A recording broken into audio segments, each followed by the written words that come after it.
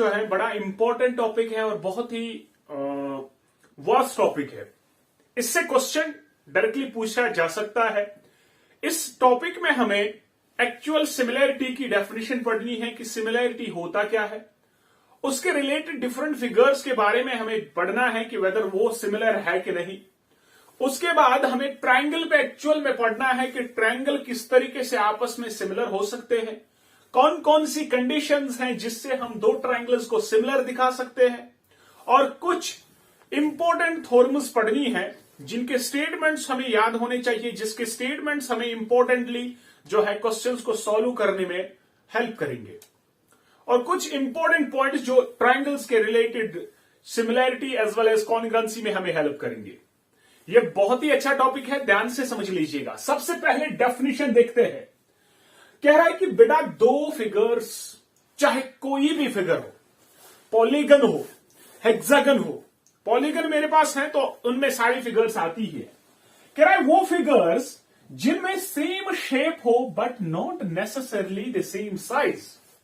Similarity की condition में हमारे पास दो फिगर्स सिमिलर हो सकते हैं अगर उनका साइज डिफरेंट हुआ। साइज में कोई पाबंदी नहीं है, लेकिन शेप सेम होनी चाहिए। शेप सेम का मतलब अगर हम दो ट्रायंगल्स की बात कर रहे हैं तो सेम शेप है। एक ट्रायंगल है, एक स्क्वायर है, तो बेटा ये दोनों सेम शेप के भी नहीं है, इनका शेप ही डिफरेंट है, तो उनको साइज देखने की जरूरत नहीं है। हम डायरेक्टली कहेंगे बेटा ये सिमिलर नहीं है। This is general definition. Actual definition जब हम ट्रायंगल्स पे आते हैं तब क्या इसे फाइंड करना है, ध्यान से समझ लीजिएगा। मैं कहूंगा कि कोई भी फिगर जिसकी सेम शेप होगी but not necessarily the same size, अगर सेम साइज होगा भी तो वो हमारे लिए बेनिफिट रहेगा, लेकिन सिमिलैरिटी के लिए जरूरी नहीं है सेम शेप होनी चाहिए। कॉन्ग्रुएंसी में same shape as well as same size होना चाहिए, तभी कॉन्ग्रुएंट है, बिकॉज कॉन्ग्रुएंट मीन्स आइडेंटिटी। लेकिन सिमिलैरिटी में ऐसी चीजें नहीं है बच्चा।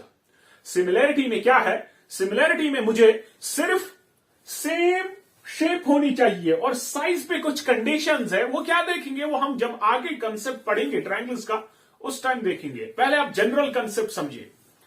अगर मैं दो लाइंस की बात करूं, ये मेरे पास एक लाइन, दूसरी लाइन, ये लाइन मान लीजिए यहां पर ये एक्सटेंड कंटिन्यूअसली हो रही है। अब इन लाइन्स को मैं बताऊंगा क्या ये कॉन्ग्रुएंट है, तो हम बोलेंगे ये कॉन्ग्रुएंट तब हो सकते हैं जब इनकी लेंथ यानी शेप, यानी दोनों लाइन्स है तो सेम शेप है। क्या साइज इनका सेम है? मान लीजिए ये 5 सेंटीमीटर की है, ये 10 सेंटीमीटर की है, तो according to the size of these lines we can say simply that these two lines are non congruent. These two lines are not congruent. क्यों नहीं कॉन्ग्रुएंट? बिकॉज मुझे उसमें same shape as well as same size चाहिए। क्या ये similar है? Similar में क्या होना चाहिए? Same shape but not necessarily the same size. As per this condition, we can say that these two lines are similar. अब एक कंडीशन जब आपको आएगी फिर हम किसी भी फिगर को बता सकते हैं वेदर वो फिगर सिमिलर है कि नहीं। सेकेंड वन, अगर मेरे पास दो सर्कल्स है मेरे पास, और मैं आपको बोलूं क्या ये कॉन्ग्रुएंट है, आप बोलोगे सर तब बताऊंगा जब रेडियस बोलेंगे। मैंने बोला रेडियस इसकी 3 है, इसकी रेडियस 4 है, अब बता कॉन्ग्रुएंट है, तो बोलोगे सर कॉन्ग्रुएंट है ही नहीं क्योंकि साइज डिफरेंट है। सेम तो शेप है लेकिन साइज डिफरेंट है। क्या ये सिमिलर है? तो sir according to this definition अभी तक सिमिलर है। अब आगे कौन सी कंडीशंस इस पे अप्लाई होगी बच्चा वो अलग है, लेकिन अभी तक सिमिलर है। ठीक है, अभी तक ये भी मेरे पास सिमिलर, अभी तक ये भी मेरे पास सिमिलर जो हमने डेफिनेशन पढ़ी। थर्ड, जैसे मैं एक ट्रायंगल ले रहा हूं लेकिन ये इक्विलेटरल ट्रायंगल है बच्चा, दिस साइड और दिस साइड दोनों बराबर है, और दूसरा मेरा ये ट्रायंगल है, ये भी इक्विलेटरल है और ये और ये साइड बराबर है। बात समझ लीजिएगा बच्चा। अब मैं बोले कॉन्ग्रुएंट है, तो बोलोगे सर कॉन्ग्रुएंट नहीं है, क्यों? Size different. अब बोले सिमिलर है, अभी तक सिमिलर है। क्यों बेटा? क्योंकि मेरे पास सेम शेप है, अभी तक साइज के लिए कोई भी कंडीशन नहीं है। डिफरेंट साइज होना चाहिए, तो अगर डिफरेंट साइज भी होगा तो कोई प्रॉब्लम नहीं है, अभी तक सिमिलर है। अब मैं स्क्वायर लेता हूं बच्चा, अब ये मेरे पास स्क्वायर, अब ये मेरे पास एक रेक्टेंगल है बच्चा। अब मैं बोलूं क्या ये कॉन्ग्रेंट है? तो बोलोगे सर कॉन्ग्रेंट नहीं है। क्यों? Different shape as well as different size. तो जब शेप ही नहीं मिल रही है तो क्या हो गए बेटा? कॉन्ग्रेंट होंगे? नहीं होंगे। तो अगर कॉन्ग्रेंट नहीं है, अब बताए सिमिलर है, सेम शेप नहीं है, सेम शेप, ये स्क्वायर, ये रेक्टेंगल, सेम शेप ही नहीं है, तो बेटा ये सिमिलर भी नहीं है। This condition, according to this definition, अभी तक हम इतना ही कह सकते हैं। अब बोलेंगे एक्चुअल में सिमिलरिटी क्या होती है? कैसे हम डिफरेंट फिगर्स में भी बता सकते हैं कि सिमिलर है कि नहीं? ध्यान से सुनिएगा। अब कंडीशन साइज पे क्या है? अगर डिफरेंट साइज है तो लेकिन कंडीशन होगी ना, यानी किस एंगल से क्या चीजें हमें देखनी है, वेदर मेरी गिवन फिगर्स है ये सिमिलर हो सकती है। ध्यान से सुनिएगा। अगर आपने अभी पहले एक जनरल डेफिनेशन जो कॉमन सेंस डेफिनेशन है उस अकॉर्डिंग सुनिए, फिर मैं एक्चुअल बुक की डेफिनेशन बताऊंगा। अगर कभी कभार आपके पास दो फिगर्स होंगे, सिमिलैरिटी के लिए शेप सिमिलर होना इंपॉर्टेंट है। अगर ट्रायंगल है तो दूसरा भी ट्रायंगल होना चाहिए, अगर सर्कल है तो दूसरा भी सर्कल होना चाहिए, सेम शेप। अब साइज में क्या है? साइज आप इस तरीके से देखिए कि अगर मैं किसी भी दो फिगर्स को देखूं, उनमें साइज डिफरेंट है, और अगर साइज में डिफरेंट है, ऑब्वियसली एक छोटा होगा एक बड़ा होगा, ठीक। अब अगर आपने छोटे को बढ़ाया इक्वली, अगर आपने छोटे को बढ़ाया या बड़े को श्रिंक किया, कोई ऐसा पॉइंट आया कि ये दोनों फिगर्स आपस में सुपर इंपोज हुए, मैच हुए, तब हम कहेंगे कि वो दो फिगर्स सिमिलर है। अब ध्यान से सुनिएगा, इस लाइन को मैं बढ़ाऊं, क्या ऐसा कोई पॉइंट आएगा जब ये इसके साथ बराबर होगा? ऑब्वियसली जब 5 सेंटीमीटर को 10 मीटर तक बढ़ाऊं तो ऑब्वियसली ये इससे सुपर इंपोज होंगे। तो बेटा यही सिमिलर फिगर्स होते हैं। तो ऑब्वियसली दो लाइन्स ऑलवेज सिमिलर होंगे, ऑलवेज सिमिलर होंगे। कॉन्ग्रेंट वो सिर्फ तब हो सकता है जब इक्वल होंगे। नेक्स्ट, क्या सर्कल कभी कभार अगर मैं इसको बढ़ाऊं इक्वली, क्या ऐसा कोई पॉइंट आए इस चीज से सुपर इंपोज होंगे? आप बोलोगे सर बिल्कुल, जब इसकी रेडियस बढ़ते बढ़ते 4 आई जाएगी तो ये इसके साथ सुपर इंपोज होगा, यानी इसके ऊपर बराबर बैठेगा। तो कहूंगा बेटा ये भी मेरे पास सिमिलर हुआ। फिर अगर इन दो इक्विलैटरल ट्रायंगल की बात करूं, क्या वो सिमिलर है? तो बोलोगे सर ये मेरे पास इक्विलैटरल एंगल, सारे एंगल 60-60 बट साइज में डिफरेंट। अगर मैं इसको इक्वली बढ़ाऊं तो एक ऐसा पॉइंट आएगा कि ये बराबर इसके साथ आएगा, तो मैं कहूंगा कि बेटा ये भी सिमिलर। अब एक जनरल कॉमन सेंस, एक जनरल डेफिनेशन जो है समझने के लिए याद रखिए कि जब भी आपके पास दो फिगर्स होंगे जिनमें सेम शेप होगी और साइज में अगर छोटे को बढ़ाऊं, वो एक पॉइंट पे बड़े फिगर के साथ सुपर इंपोज हो जाए, तब वो दो फिगर सिमिलर है। बेटा ये जनरल डेफिनेशन है समझने के लिए कि सिमिलरिटी कैसे पहचाने। अब बुक की डेफिनेशन देखते हैं कि बेटा एक्चुअल में हम कंडीशंस कैसे लगा सकते हैं कि बोलेंगे कि दो फिगर सिमिलर है कि नहीं। डायरेक्टली ऐसे क्वेश्चन पूछ सकते हैं, डिफरेंट फिगर्स देंगे, बोलेंगे विच वन इज सिमिलर या which one is congruent, which among this is not similar. समझ आ रहा है कि नहीं? पेयर्स ऑफ फिगर्स देंगे तो देखना पड़ेगा, समझ आ रहा है कि नहीं? ओके, तो नाउ अब अगर हम बुक की डेफिनेशन देखें तो वो है क्या? अब बुक की डेफिनेशन देखिए, ध्यान से समझ लीजिएगा। कह रहा है एनी टू पॉलीगन्स। अब मैंने एग्जाम्पल के तौर पर ट्रायंगल लिया क्योंकि ये भी पॉलीगन है। जो भी फिगर लाइन सेगमेंट से बने उसको हम पॉलीगन कहते हैं। अब जनरल में मैंने किसी भी पॉलीगन को लिया। अब इसकी जगह ये स्क्वायर को भी ले सकता है, समझ आ रहा है कि नहीं? पेंटागन को भी ले सकता है, हेक्सागन को भी ले सकता है। तो आपको वहां पर कंफ्यूज नहीं होना है। हमने इसीलिए मैंने यहां पर लिखा any two polygons. Any two polygons with corresponding angles equal. दो कंडीशन से बचा, एक है corresponding angles and second one है कॉरस्पॉन्डिंग साइड्स। बेटा इन दो की बात हो रही है। अब क्या कह रहा है डेफिनेशन में?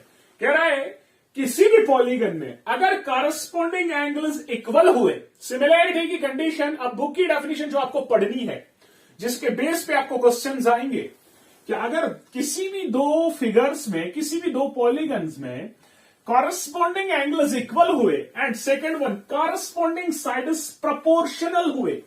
ये प्रोपोर्शनल क्या होता है? यानी उनके साइड्स का जो रेशो होगा वो इक्वल होना चाहिए। मतलब यहां पर अगर हम इन दो ट्रायंगल्स की बात करें, मान लीजिए ए बी सी जो है और डी ई एफ है, ये दो ट्रायंगल्स है। मुझे अगर बताना है कि ये वाला ट्रायंगल इसके साथ सिमिलर होगा तो मुझे क्या होना चाहिए? एक तो मान लीजिए ये कंडीशन मैंने लिखी सिमिलैरिटी के लिए, कॉरस्पॉन्डेंस बहुत इंपॉर्टेंट है। जो मैंने कॉन्ग्रुएंसी में कॉरस्पॉन्डेंस पढ़ाई वो इंपॉर्टेंट है। यहां पर मान लीजिए ट्रायंगल एबीसी सिमिलर ट्रायंगल है डीएफ, ये रहा सिमिलैरिटी का सिंबल बच्चा। ये कॉन्ग्रुएंसी का सिंबल है जिसमें इक्वालिटी के साथ साथ कंडीशन में साइज सेम होना चाहिए। यहां पर देखो क्या होना चाहिए, मैंने बोला कॉरस्पॉन्डिंग एंगल्स इक्वल होने चाहिए। मान लीजिए ये दो ट्रायंगल्स है और इसमें मान लीजिए एंगल ए जो है डी के साथ बराबर है, बी जो है मान लीजिए ई के साथ बराबर है, सी जो है बच्चा मान लीजिए ई ये एफ के साथ बराबर है।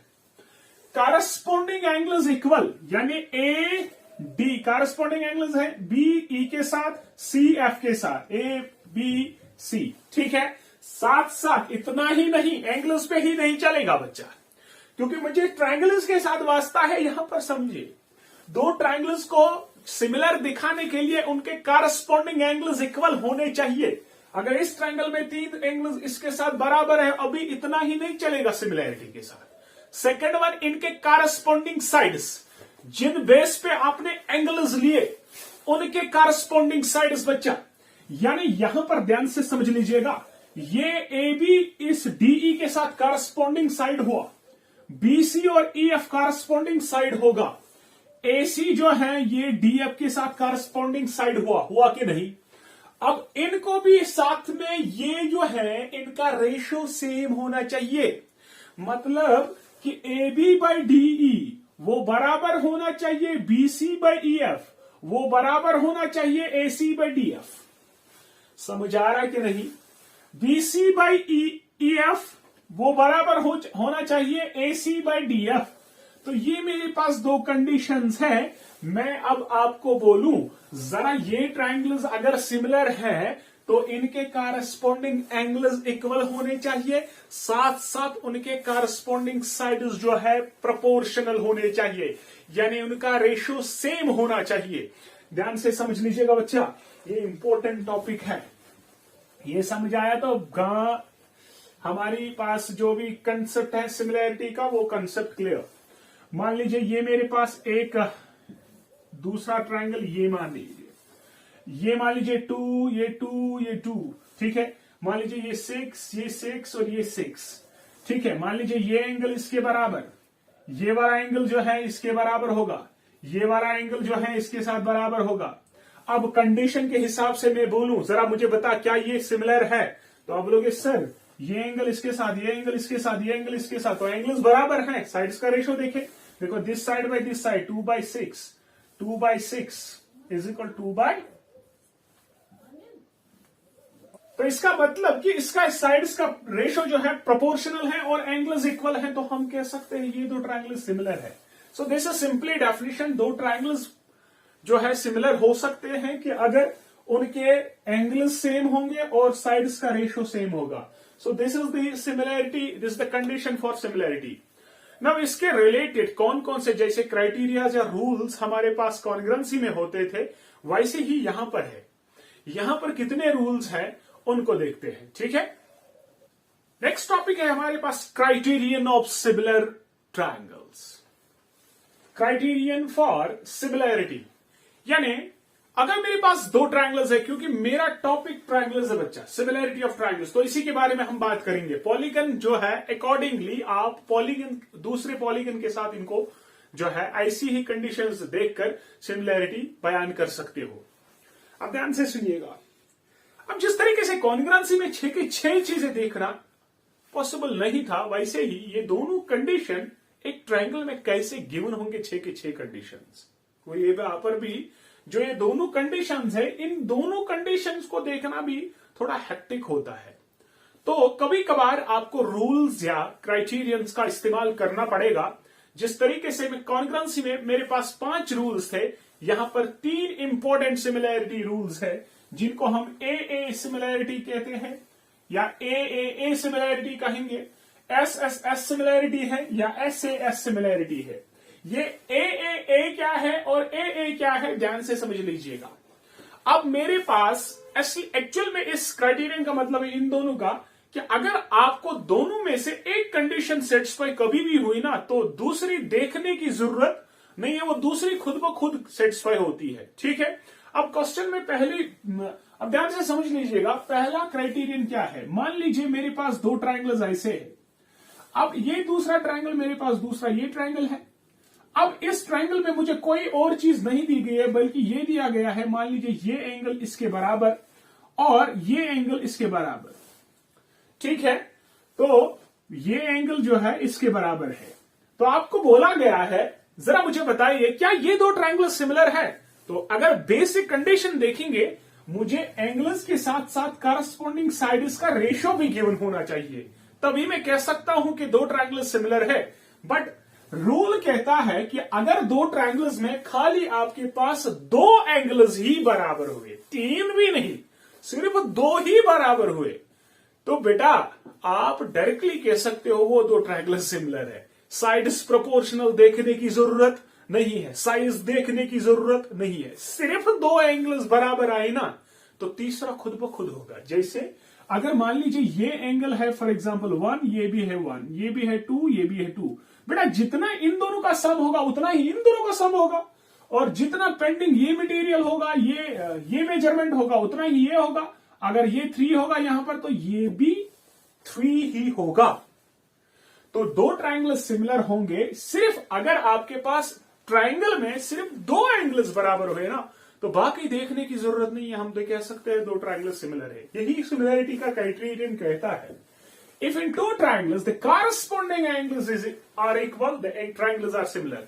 चाहे 3 एंगल्स हो तब भी सिमिलर, सिर्फ 2 ही हो तीसरा खुद ब खुद होगा। तो 2, कभी कभार हम सिमिलैरिटी रूल ए भी यूज करते हैं, ए भी यूज करते हैं। क्लियर? तो अगर 2 ट्रायंगल्स में सिर्फ एंगल्स बराबर हुए, कोई भी कॉरस्पॉन्डिंग एंगल्स, तो बेटा दोनों ट्रायंगल्स सिमिलर। क्यों? क्योंकि उस टाइम पे साइड्स का रेशियो प्रोपोर्शनल होगा ही होगा। नेक्स्ट है साइड। अब दूसरी कंडीशन जो इसकी है ना, जैसे मान लीजिए अब मेरे पास ये वाला ट्रायंगल है, मान लीजिए मेरे पास ट्रायंगल ऐसा है और दूसरा ट्रायंगल मेरे पास ये है, ये 2 साइड, ये 2 साइड, ये 2 साइड, ये 2 साइड, ये 3 साइड, ये 3 साइड, ये 3 साइड। मैं साइड्स का रेशियो निकालू, मैं लिखूंगा 2/3, वो बराबर है दिस बाय दिस, 2/3, 2/3। ध्यान से सुनिएगा, अगर मैं यहां पर देखो साइड्स का रेशियो सेम आ रहा है, तो मुझे कंडीशन में कह रहा है साइड्स के साथ साथ एंगल्स भी चाहिए। लेकिन मेरा रूल ही कहता है कि अगर 2 ट्रायंगल्स के साइड्स प्रोपोर्शनल होंगे, प्रोपोर्शनल होंगे, तो एंगल्स देखने की जरूरत नहीं है। आप डायरेक्टली कह सकते हो वो 2 ट्रायंगल सिमिलर है।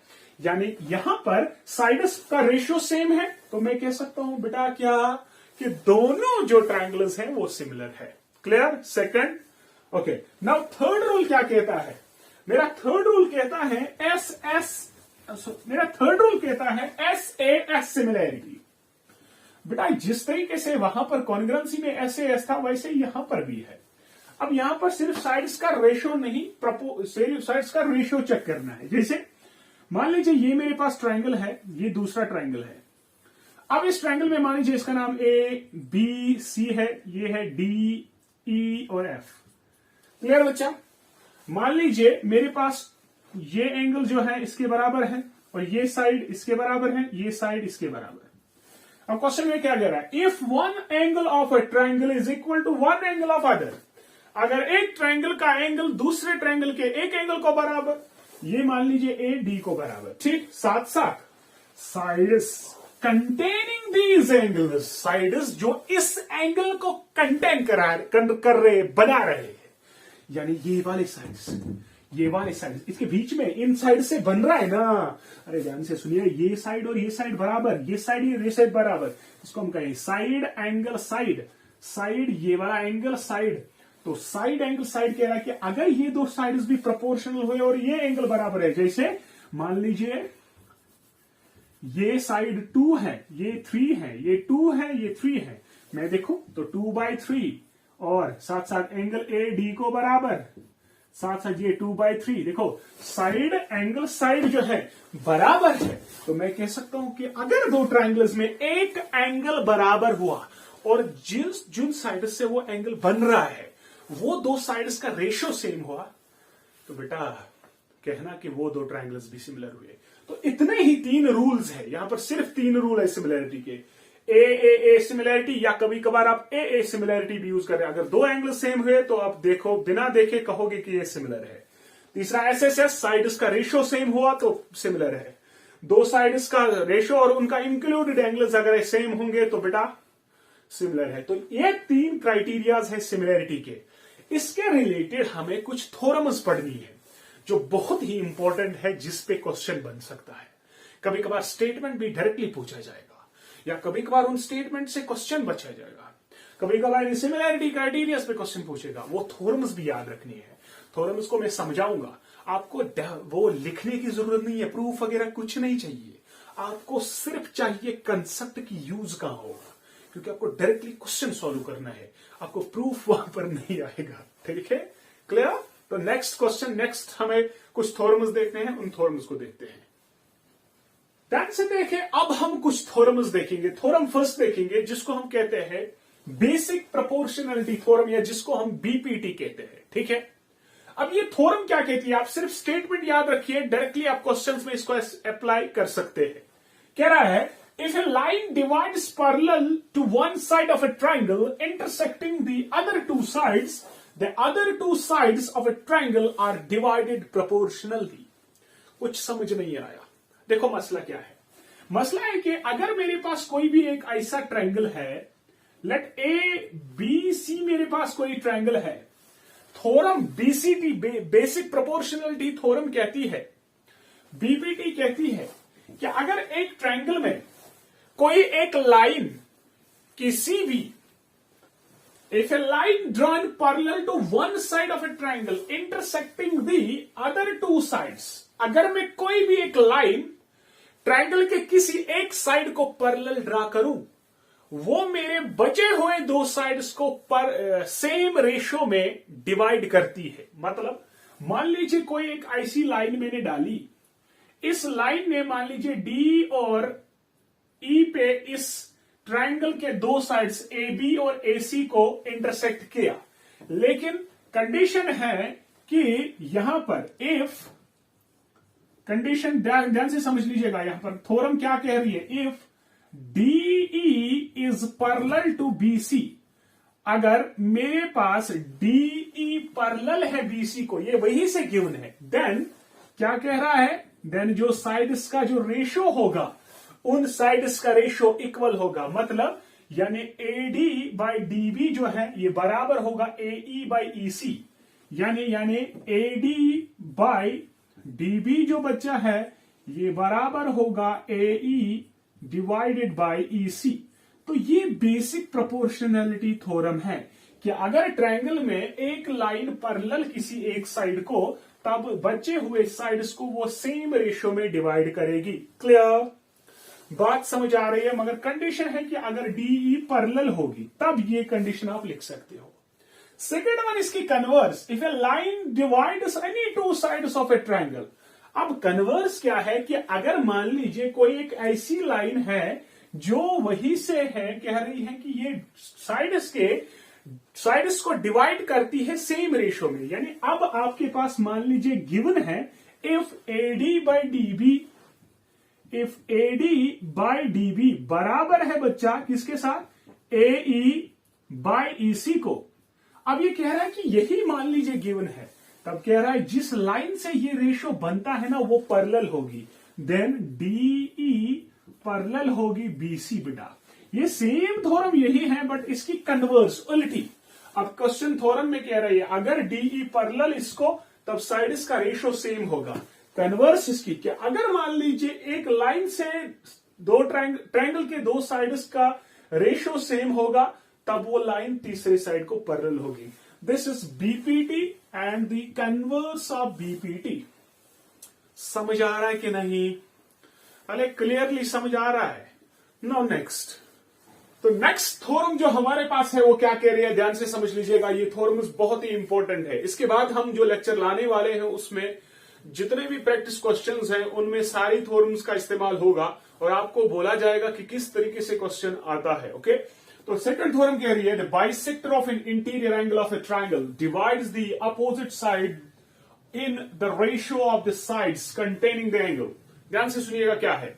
कह रहा है कि अगर मान लीजिए आपके पास कोई भी एक ट्रायंगल है, इस ट्रायंगल में कोई भी एक मैं बाइसेक्टर, इंटीरियर एंगल का क्या लगाऊं, बाइसेक्टर किसी भी साइड का। मान लीजिए ये मेरे पास ए बी और सी बेटा क्या है, एक ट्रायंगल है। मान लीजिए ए को मैंने एक बाइसेक्टर डाला है इस तरीके से। बाइसेक्टर क्या करता है, एंगल बाइसेक्टर बच्चा, यानी ये एंगल और ये एंगल आपस में बराबर है। मान लीजिए इसका नाम है डी। तो इस थ्योरम के अकॉर्डिंग कह रहा है कि अगर किसी भी ट्रायंगल का एक इंटीरियर एंगल को, कोई भी इंटीरियर एंगल को एक बाइसेक्टर ड्रा करेंगे, तो इस एंगल को जो बाइसेक्टर है, मान लीजिए इसका नाम है एडी, ठीक है बेटा। तो इसका मतलब कि ये वाला एंगल और ये वाला एंगल आपस में बराबर होगा क्योंकि एंगल बाइसेक्टर है, ठीक है। इंटीरियर एंगल को एक बाइसेक्टर डाला गया, उससे क्या रिजल्ट निकलेगा, divide is the opposite side, जिसपे वो पड़ेगा, यानी अपोजिट साइड बीसी, इसका जो साइड है इन the ratio of the sides containing the angle, यानी जो ये साइड्स हैं, इसका मतलब कि मेरे पास जो बीडी डिवाइडेड बाय डीसी होगा, यानी ये साइड जो मेरे पास डिवाइड हुआ इस बाइसेक्टर से, उसका रेशो यानी बीडी डिवाइडेड बाय डीसी जो है वो बराबर होगा इन वाले, यानी ए बी बाय ए सी के साथ, ए बी डिवाइडेड बाय ए सी के साथ। बेटा ये रिजल्ट निकलेगा आपको जब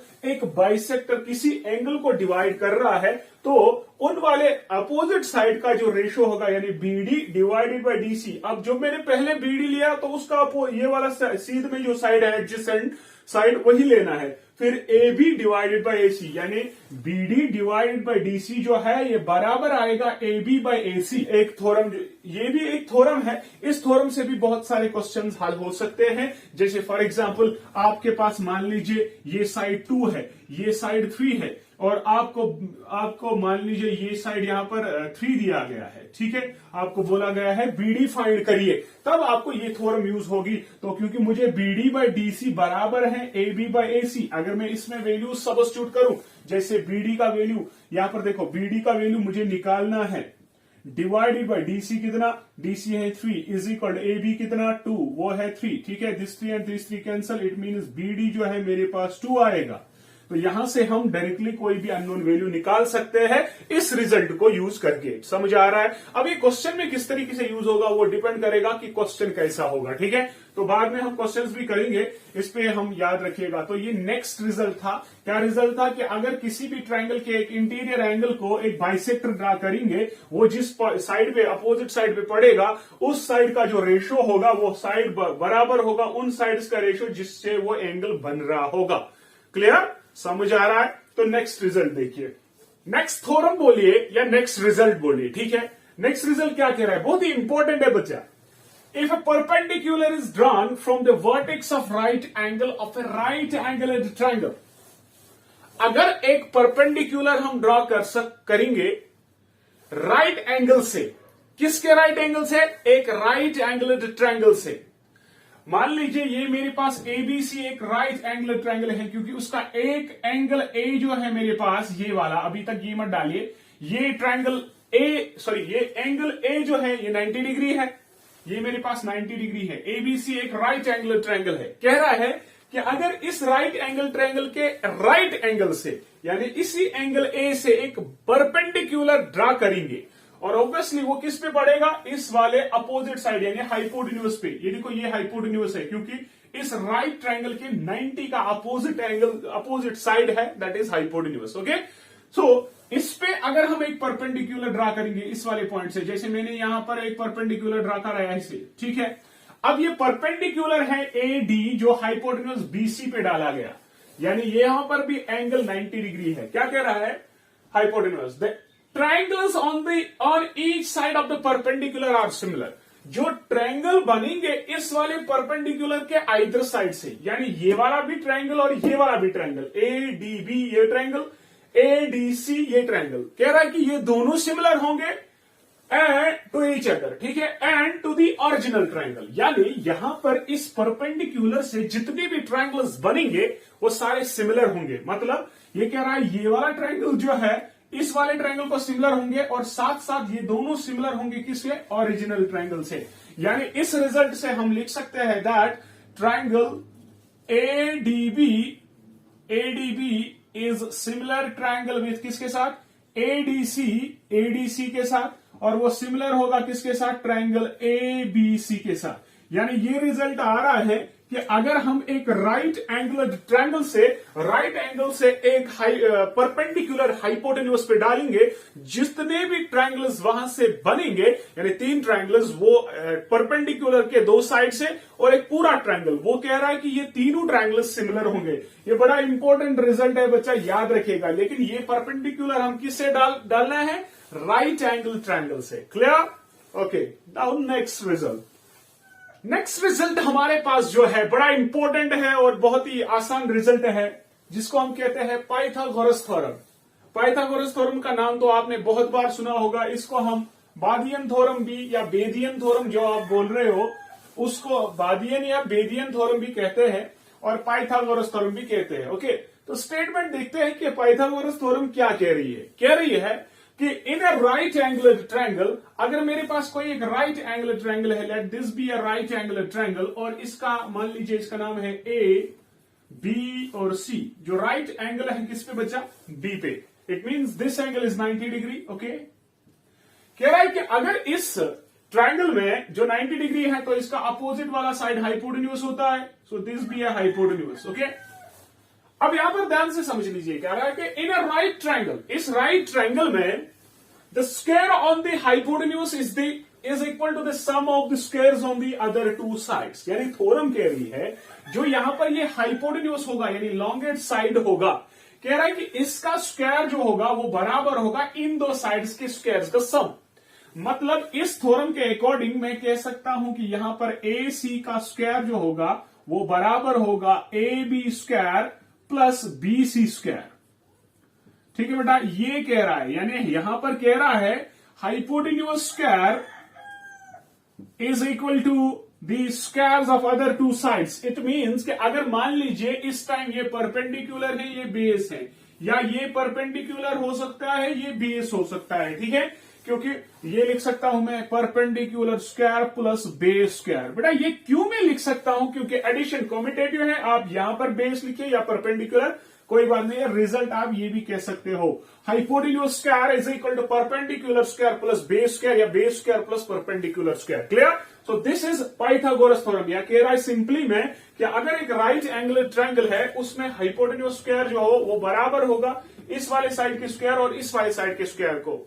ये सिंपली हम जरूरत कब पड़ती है ये चीजें कि अगर मेरे पास कोई भी ऐसा एक ट्रायंगल है, इसमें किस तरीके से ये साइड में फाइंड कर सकता हूं। अगर आपके पास 2 साइड दिए गए हैं, तीसरा मैं आराम से फाइंड कर सकता हूं। जैसे यहां पर थोड़ा सा एग्जांपल मैं दे सकता हूं।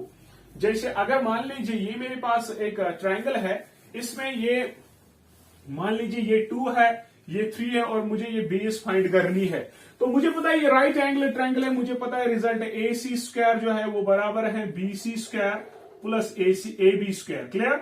Now substitute the values. AC कितना? 3 square is equal to BC square plus AB जो है 2 स्क्वायर। ठीक है, तो ये 3 3 आर 9, वो 4 इधर आएगा, 4 is equal to BC square. तो यहां से 9 - 4 दैट इज 5, तो रूट इधर आएगा इज इक्वल टू BC। तो BC इज इक्वल टू √4 में आराम से फाइंड कर सकता हूं। यानी इट मींस कि अगर मेरे पास एक राइट एंगुलर ट्रायंगल है, उसमें कोई भी अननोन है, तो उसको मैं इस पाइथागोरस थ्योरम के अकॉर्डिंग निकाल सकता हूं। अब इसकी कन्वर्स क्या कह रही है? कन्वर्स कह रही है ट्रायंगल, अगर एक सिंपल ट्रायंगल में if the square of one side is equal to the sum of the squares of other 2 sides, the angle opposite to the first side is right angle. यानी इसके opposite कह रहा है कि अगर एक ट्रायंगल में एक जो साइड है उसका जो सम का स्क्वायर होगा, यानी सॉरी एक जो साइड है उसका स्क्वायर जो होगा अगर वो बराबर आएगा ट्रायंगल के दूसरे साइड के स्क्वायर का सम, तब ये वाला जो फर्स्ट साइड का अपोजिट होगा वो राइट एंगल होगा। यानी सिंपली इसकी अपोजिट कि मान लीजिए अगर मेरे पास ये एक सिंपल ट्रायंगल है, अगर इसमें ये कंडीशन आई A C square is equal to A B square plus B C square, अगर ये कंडीशन इसमें अप्लाई हुई कि मैंने ए सी स्क्वायर निकाला वो इसके बराबर आया, तब मैं कह सकता हूं जो ए सी स्क्वायर यानी जिसको मैंने बराबर लिखा उस साइड के स्क्वायर, उस साइड जो है उस साइड का अपोजिट एंगल जो होगा बेटा वो 90 होगा। यानी तब ये ट्रायंगल जो है ना राइट एंगल ट्रायंगल होगा। वही कह रहा है सिंपली पाइथागोरस थ्योरम कह रही है अगर एक राइट ट्रायंगल है उसके हाइपोटेन्यूज स्क्वायर जो है वो स्क्वायर अदर टू साइड्स का सम होगा, और उसकी कन्वर्स क्या करिए अगर ये रिजल्ट बराबर है तब ट्रायंगल क्या होगा, राइट एंगल ट्रायंगल होगा। सिंपली एक राइट एंगल ट्रायंगल है तो ये रिजल्ट जो है उसमें कंफर्म होगा, और अगर ये रिजल्ट एक ट्रायंगल में अप्लाई हो रहा है तब वो ट्रायंगल राइट एंगल ट्रायंगल होगा। वो रही स्टेटमेंट ऑफ पाइथागोरस थ्योरम, ये उसका क्या है, कन्वर्स यानी इसका अपोजिट। समझ आ रहा है? आई होप ये आपको क्लियर हुआ होगा। इस तरीके से हम डायरेक्टली बता सकते हैं, इस वाले रिजल्ट से हम ये भी बता सकते हैं whether the given triangle is right angle और नॉट। फॉर एग्जांपल अगर मैं यहां पर आपको बोलूं जरा मुझे बताइए कि एक एंगल है मेरे पास, एक ट्रायंगल है, ये मुझे बताइए क्या ये राइट एंगल ट्रायंगल है। ये मेरे पास मान लीजिए एक ऐसे ट्रायंगल है, ठीक है, देखने पर नहीं मुझे सॉल्व करना है, ए बी सी, और मान लीजिए इसमें बेटा है 5 4 ये रहा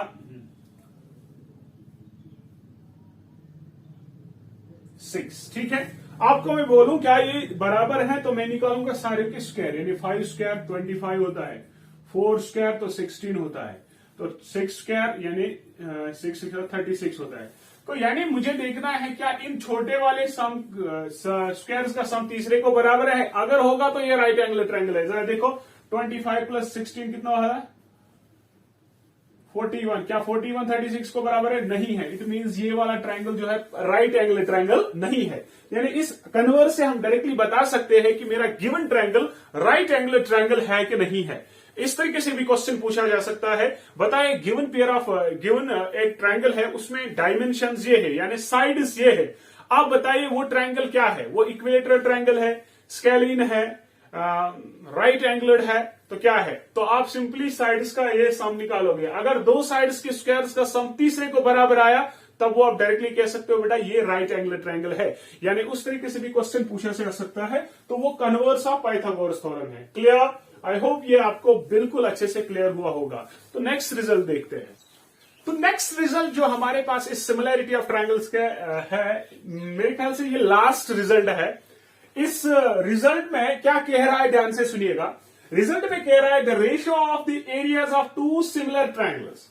कह रहा है कि अगर आपके पास दो सिमिलर ट्रायंगल्स होंगे, मान लीजिए ए बी सी और पी क्यू दो सिमिलर ट्रायंगल्स हैं, इनके एंगल्स मान लीजिए बराबर है, मान लीजिए ये एंगल इसके बराबर है और मान लीजिए ये वाला एंगल जो है इसके बराबर होगा, बाय ए सिमिलरिटी दोनों सिमिलर है, और साइड जो प्रोपोर्शनल है तो आराम से क्या हम एस एस एस सिमिलरिटी से कह सकते हैं कि इनके साइड्स प्रोपोर्शनल है, तो ये सिमिलर है। कैसे प्रोपोर्शनल है, देखो यहां पर 2 डिवाइडेड बाय 4 वो बराबर है 3 डिवाइडेड बाय 6 वो बराबर है 4 डिवाइडेड बाय 8, है कि नहीं। देखो 2 1 are 2 2 2 are 4 3 1 are 3 3 2 are 6 4 1 are 4 4 2 are 8 1 by 2 1 by 2, यानी रेशियो जो साइड्स का है वो सेम है बेटा।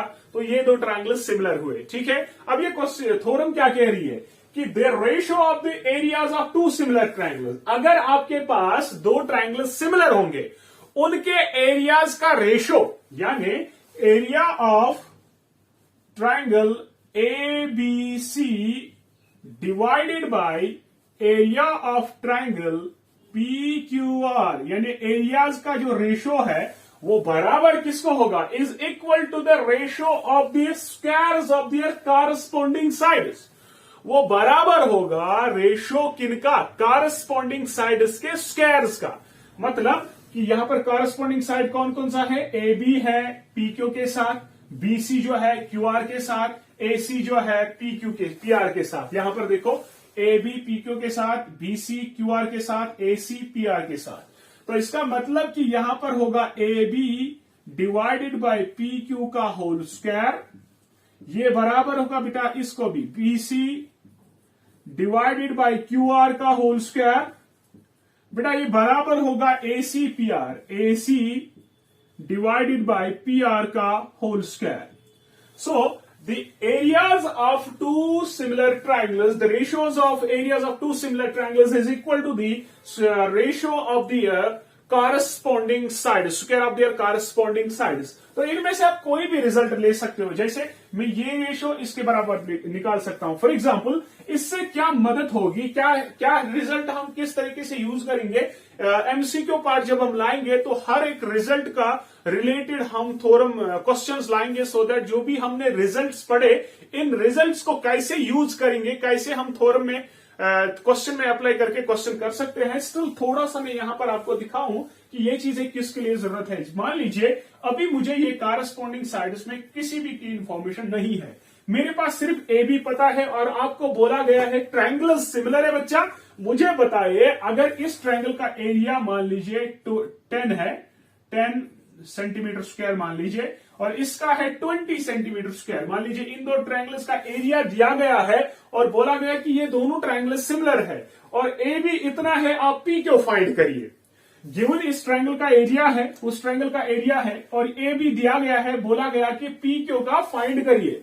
और मुझे पता है A B C P Q के पी और पी क्यू आर के सिमिलर है, तो मुझे रिजल्ट क्या पता है, एरिया रेशियोज का एरिया ऊपर वाले ट्रायंगल का ABC divided by area triangle P Q R जो है वो बराबर किसको है, साइड्स रेशियो के कॉरस्पॉन्डिंग साइड्स, यानी A B by P Q के होल स्क्वायर को, A B by P Q के होल स्क्वायर को. ठीक है, ये मैं इसके बराबर भी ले सकता हूं, इसके बराबर भी ले सकता हूं. अभी मुझे इतना जरूरत है. एरिया ऑफ ट्रायंगल किसके बराबर 10, तो इसके बदले में 10 लिख सकता हूं, divide by P Q are किसके बराबर 20, तो 20 लिख सकता हूं, इज इक्वल टू, देखो ए बी का स्क्वायर, इसको मैं ऐसे देख सकता हूं, A B square divide by, इसको भी अपना स्क्वायर दूंगा, पी क्यू का स्क्वायर. ठीक है, तो ये 0 0 कैंसल, तो यहां पर आया 1/2 is equal to A B का वैल्यू कितना 2, 2 square divide by P Q का स्क्वायर. इसको ऊपर चढ़ाएंगे तो ये आएगा पी क्यू का स्क्वायर इज इक्वल टू, ये 4 इंटू 2 आएगा 8, तो पी क्यू जो मेरे पास आया that is under root of 8. तो ये मेरे पास रिजल्ट आया पी क्यू का. इसका मतलब कि अगर मेरे पास कोई भी रिजल्ट है, एरियाज दिए गए हैं, आपको साइड फाइंड करना है, या कभी कभार आपको एरिया साइड दिए गए हैं, एरिया फाइंड करना है, इसी फॉर्मूला को यूज करके हम डायरेक्टली वो रिजल्ट निकाल सकते हैं. थ्योरम्स जितने भी हमने किए, स्टेटमेंट्स जितने भी हमने बोले, रिजल्ट्स हमने जितने भी बोले, पॉइंट्स हमने जितने भी बोले, वो सारे सम अप करके एक कॉपी बनाइए और उसके बाद जितने भी रिजल्ट, जितने भी जो भी इंफॉर्मेशन आप लोगों ने सिमिलैरिटी और कॉन्ग्रुएंसी के बारे में पढ़े, उसको आप कॉपी पे लिखिए. नेक्स्ट जो हम एमसीक्यू पार्ट लाएंगे उसमें हम डिफरेंट क्वेश्चंस करेंगे, तकरीबन 10-20 क्वेश्चंस होंगे, सो दैट आपका concept related to congruency and similarity बहुत अच्छे से क्लियर हो और क्वेश्चन कोई न छूटे. वीडियो बहुत ही बड़ा हुआ है और थोड़ा सा स्ट्रगल तो करनी पड़ेगी आपको अगर कंसेप्ट समझना होगा. आई होप कि आपको ये वीडियो अच्छा लगा होगा, और अगर अच्छा लगा हो और आपके लिए हेल्पफुल हो तो प्लीज चैनल को सब्सक्राइब करिए और शेयर करिए और लाइक जो है वो करिए. प्लीज सब्सक्राइब करना, लाइक करना हमारे लिए प्यार है आपका. तो आई होप कि आप जरूर सब्सक्राइब करो यार, कर लो ना प्लीज यार, बहुत मेहनत लगती है इस वीडियो को बनाने में. और next video MCQs of congruency and similarity का लेकर जल्दी ही हम हाजिर होंगे. तब तक के लिए गुड बाय, अल्लाह हाफिज.